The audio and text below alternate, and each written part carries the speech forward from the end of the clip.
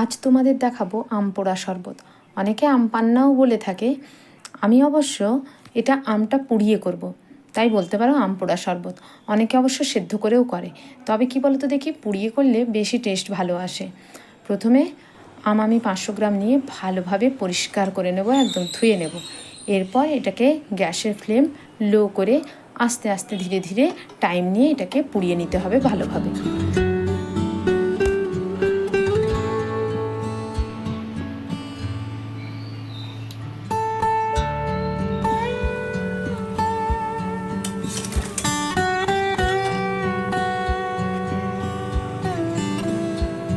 মোটামুটি ভালোভাবেই পুড়ে গেছে। এই দেখো, একটু চিপে দেখিয়ে দিচ্ছি কীরকম নরম হয়েছে।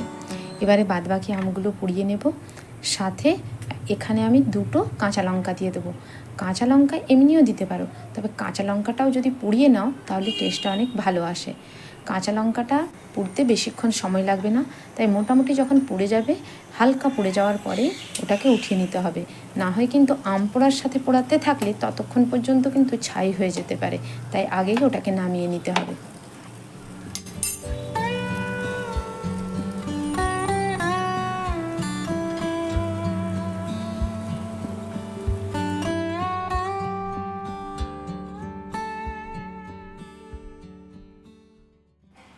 এবার চলো, যতক্ষণ এই আম পোড়াগুলো ঠান্ডা হচ্ছে ততক্ষণ আমরা কিছু জিরা রোস্ট করে নেব। রোস্ট করার পর ঠান্ডা করে ভালোভাবে গুঁড়ো করে নিতে হবে। এবার যখন আমটা দেখছি ঠান্ডা হয়ে গেছে, এবার দেখো এইভাবে হাত দিয়ে একটু করে খোসাটা ছাড়াবে, দেখবে সুন্দর বেরিয়ে যাবে পাল্পগুলো। আর পাল্পগুলো দেখবে একটু বেশ নরম হয়ে গেছে। ছুরিতে কাটতে চাইলে ছুরিতে কেটে নাও, আমি ছুরিতেই কাটা প্রেফার করি, কারণ হাতে চটকালে কি হয়, চারিদিকে ঘাটা ঘাটা মাখা মাখা হয়ে যায়, তো সেই জন্যে। তারপরে যে রিমেনিং যতটুকু পাল্প থাকবে আটির মধ্যে লেগে থাকা, তখন আটিটা না হয় ভালোভাবে একটু সুইচ করে নিলেই হবে।